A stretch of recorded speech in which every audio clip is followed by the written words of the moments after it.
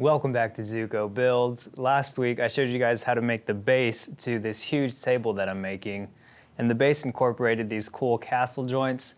This week I'm showing you guys how I made this huge top. There's a few things that I added, like the breadboards, and I didn't cover it in this video because I think breadboard ends actually deserve a video for themselves. You don't just glue it onto the end of your table. So I left that part out. There'll be a future video, but I'm gonna show you guys how I made this huge tabletop. Let's get right into it. For this tabletop, I'm using 2x material. This thing is gonna be 104 inches long by 42 inches wide, and I decided to use 2x10s for the tabletop, and you'll see why in a moment. And at the miter saw, I am cutting these a couple inches too long. That way I have some wiggle room for the glue up and I can cut them all flush with a circular saw. Then we can take it over to the table saw, and I'll start by cleaning up one edge on all of my boards and then moving my fence over to get my final width. This way I only have to move the fence once. If you're working with long pieces like this, make sure to have an infeed and an outfeed table, and these feather boards really do come in handy.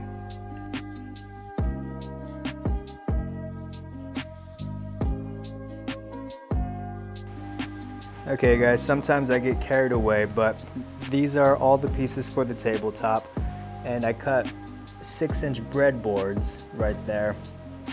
That's a little bit wider than the width of the tabletop. And I now have the whole table base flipped upside down on my workbench. I'm gonna add runners going across, about 6 runners going across the whole length of the table. But I have these, I guess you can call them little cauls, except we're not using them to glue. We're just making sure that the whole table base is pressed firmly and flush to my workbench, so we can add runners going across and it'll be nice and flush. So, quick update. Forgot that I was shooting a video, but that's where I'm at. The reason I used 2x10s for this tabletop was so that I can use the cutoffs for these runners. It was a more efficient way of using the cutoffs rather than having to buy separate 2x4s and ripping them down to size. These ended up being about a 1/2 inch narrower than the width of my skirt, which is perfect so that you won't be able to see them from the bottom. And before fastening these to the skirt, I just gave a quick hand sand to all of them.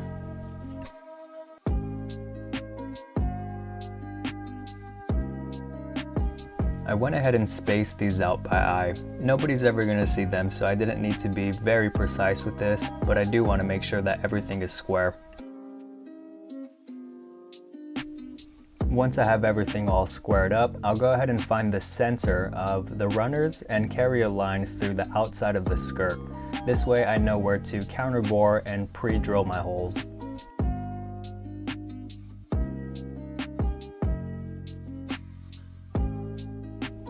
Then I'm just using some tape to use as a stop collar or a depth gauge. Counterbore these, use the tip of the brad point so I can drill my pilot hole through that and fasten some screws. Then I'll cover this up with dowels.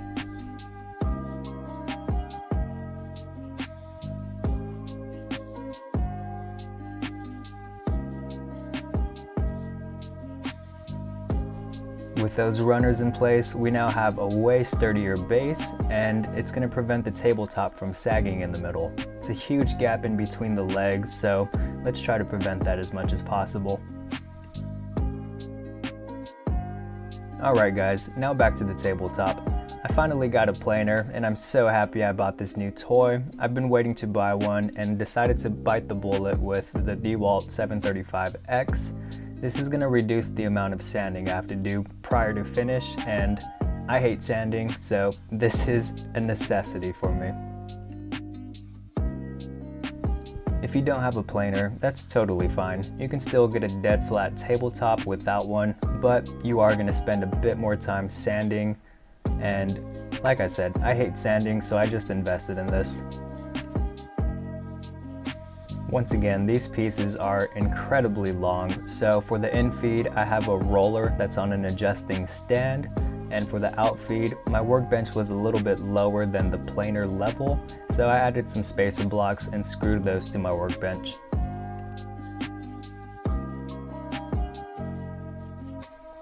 Now let's start the glue up.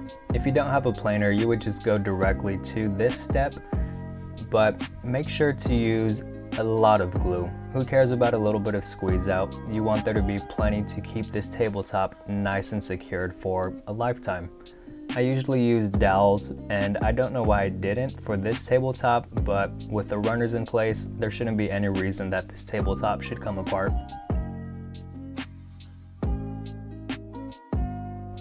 If you're wondering why I have these boards clamped together at the ends, that's just to keep everything nice and tight together while I spread this glue around. I didn't want any glue squeezing in between each boards because that's just way more glue I have to clean up. That's really unnecessary. So I just clamped them all together.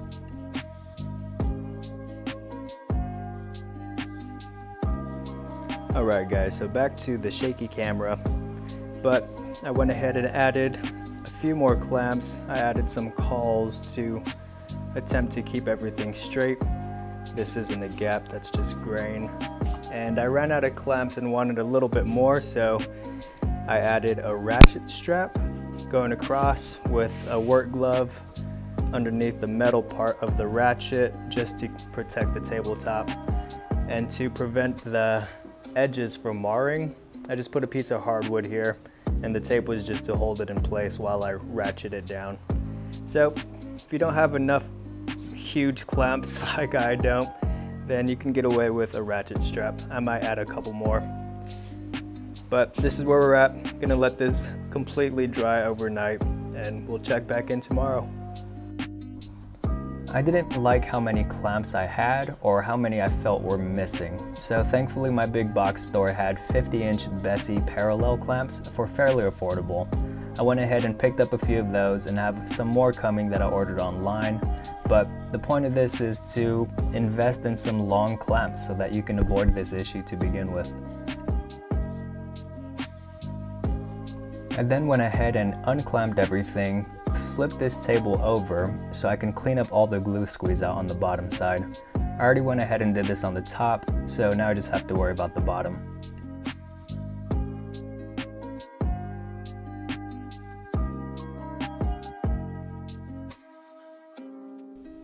My favorite way of cleaning up glue squeeze out is just taking an older beat up chisel so it's not too sharp and just lightly scraping over the tabletop. This is going to be enough to get the glue off, but not enough to where you really cut any material out of your table.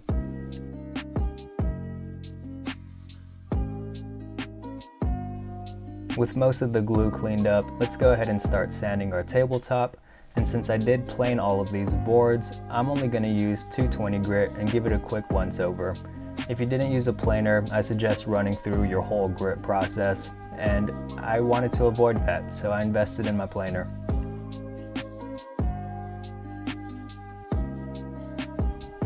If you're not too sure on how to sand your material so that you have a buttery smooth finish, make sure to check out the video. I'll link it down in the description below of me showing you guys how to do that. With everything buttery smooth, make sure to get all that excess sawdust off all of your work pieces, and let's start the finishing process.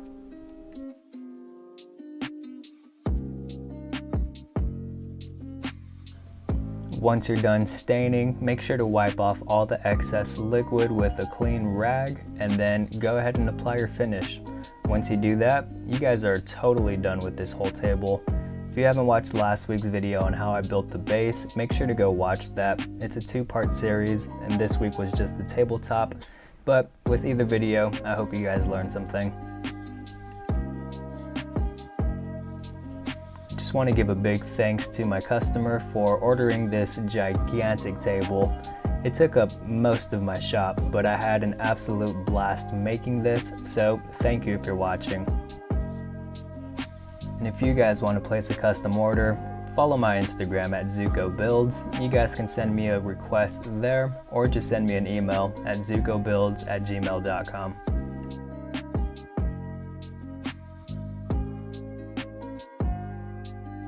And there you have it, guys. If you watched last week and this week's video, you can build a huge table for yourself.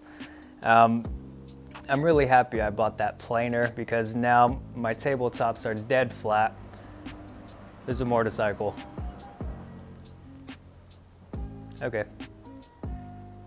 So I'm glad I got that planer because now my tabletops are dead flat and it really reduced the amount of sanding that I had to do after the glue up.